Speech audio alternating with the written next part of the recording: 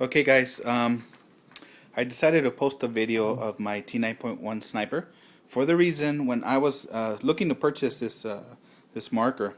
I've been doing a lot of research online, visiting the forums, going to the websites, and trying to get as much detail as I could before making the purchase. But one of the things that I do when I'm researching something is I like to come here to YouTube and see if someone has any videos. There weren't any videos, so I decided, well, now that I got one, I'll be part of the solution and post a video. Hopefully help you guys that are doing research and trying to determine if you want to buy one. So real quick, here is the barrel cover that comes with it. It's standard.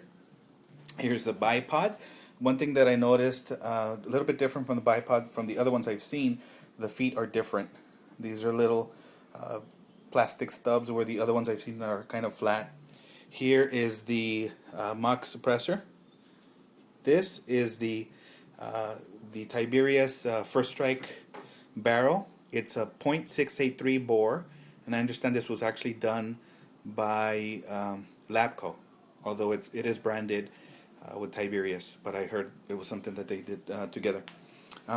Here is the laser sight that comes with it. It comes with pressure pads so that you can connect it to the 5-point ergo grip.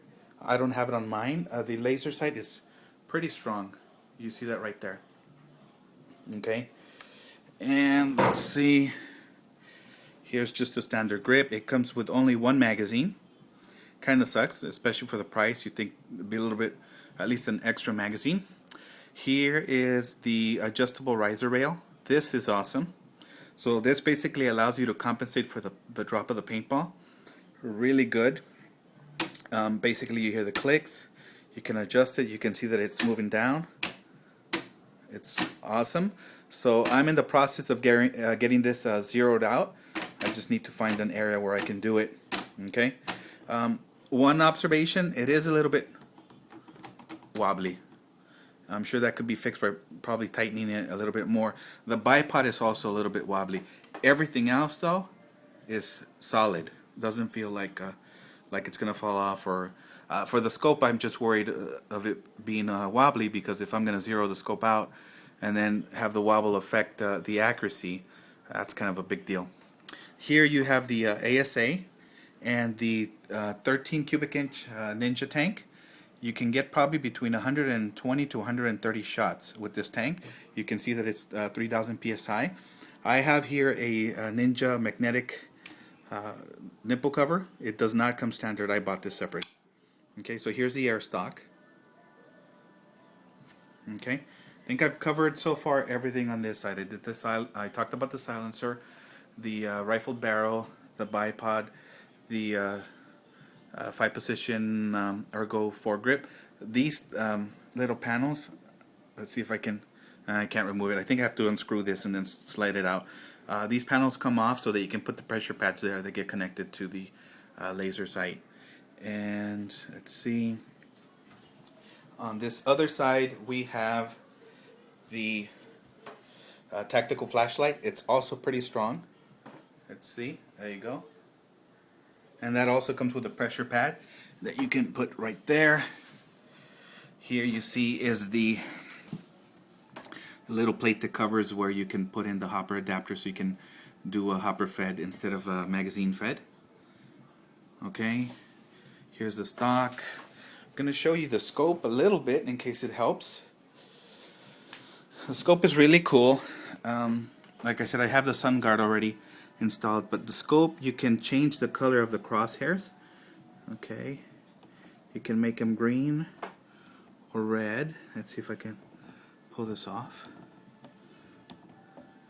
I don't know how well the camera will pick it up, but I'm trying to switch the colors right now.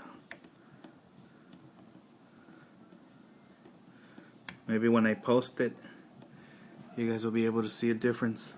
I can't tell. I'm looking through the viewfinder of the camera. So it's really cool that you can change the color of the crosshair. There we go. I think you might be able to see that.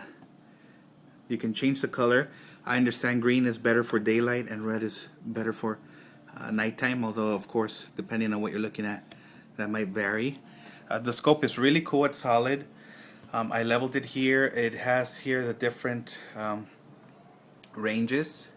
I don't know much at all about the scope, so I need to do some reading up, and part of that again is going to involve me doing the zeroing the scope so I can be more accurate. I am exclusively going to fire first strike rounds on this guy, and part of the reason is because I want to get good at shooting first strike. They're very accurate, but also the barrel that it came with. While you can try to shoot regular paintballs, I understand it might cause a mess. This is specifically designed just for first strike. A tip, in case it helps anybody else, when I got this marker, because it was expensive, I was a little bit scared of it to just mess with it and do certain things, and I had some issues in the beginning that may have been caused by me. It could have been user error. One thing that happened in particular is I would screw in the tank, open the ASA, fire off a couple of shots, right? Then I would close the ASA, remove the tank, and then I wanted to get rid of any air that was still in the pistol for safety reasons. So what I would do is I would fire a couple shots and it'd be gone. The problem was next time that I screwed the tank, I would get an air leak. You could hear it. It sounds, for those of you that know, that have experience with this marker, it sounded the same as when you're running low on CO2 or air. The theory is that basically I'm guessing that when I fired off the small amount of air that was in the pistol, the pressure was not enough to reset the bolt. So then when I aired it up again, it wasn't sealing, and that's why I got the air leak. The solution to that would be, after I fired off the couple shots, I could just unscrew the barrel a little bit, and then you could hear a little bit of air come out. Then the next time I aired up, there wouldn't be an issue. Now the ideal solution, I found out, is actually, here's the situation. So I air it up, do a couple dry fires, close the ASA, unscrew the tank. Once the tank's unscrewed, the way I get rid of the air that's in here would be to just open up the ASA again, and the air would leak out back. So I'm not firing anymore. I'm just letting it shoot out there, and that did away with the problem. Now when I screw it, there is no issue. Now it also could have been too, I was a little bit scared of over-threading the ASA, so I wasn't screwing this all the way in. And I think that may have been starving the marker of air. Occasionally when I would shoot, I would get a double shot every so often. I'm pretty confident now that it was because of the fact that I wasn't screwing it all the way in.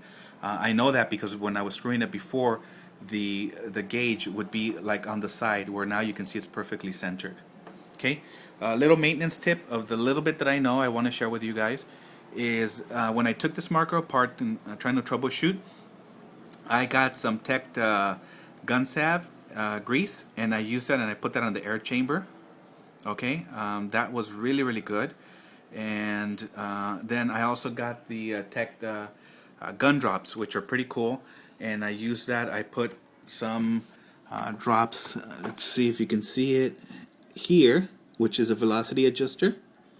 I put some also in the trigger area, and also on the O-ring that's on the actual the firing pin of the bolt. Is it the firing pin? It may not be the firing pin, but on the bolt itself there is a O-ring, and I put some oil there, and it's pretty awesome. I really like it. Hopefully this video has enough detail for you guys that'll assist you with your decision. If you guys have any questions, again, although I'm a newbie, I'll be happy to answer them for you. Just post them on there, and that's it. The T9.1 FSR Sniper. Thank you.